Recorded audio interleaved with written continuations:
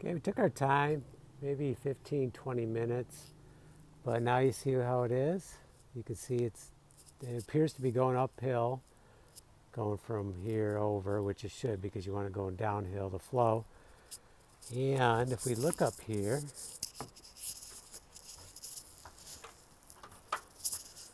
I ended up moving the bracket to the left side, and that's because of the overlap of the aluminum. If you put it on this side, you only have one layer of ridge holding, but if you put it over here, because this one's overlapping that one, you have two ridges. So it seems to be better on the way I'm facing, left side. And then I took a little bit of the caulking and just filled in the holes. I think that it'll be fine.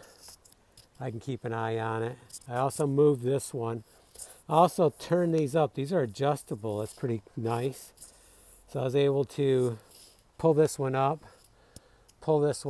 and I bent this sharper and put the whole thing in that way more. So we have about 2 inches of the gutter underneath, which brings it over to that. I don't know if you can see that.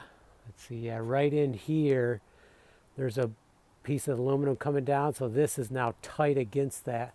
So it's really, it'll come up a little bit, but it's pretty supported.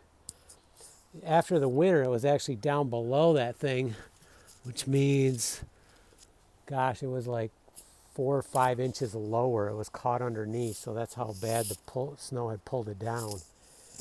So with these two moved, this end supported really well now. If I had another bracket, I would put another one in, but I don't.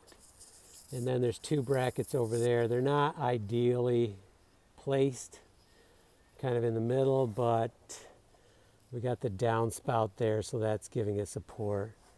So I think the only other thing I need to do is pull all these leaves out of here, and then this project's done, and we're going to move on to the next one.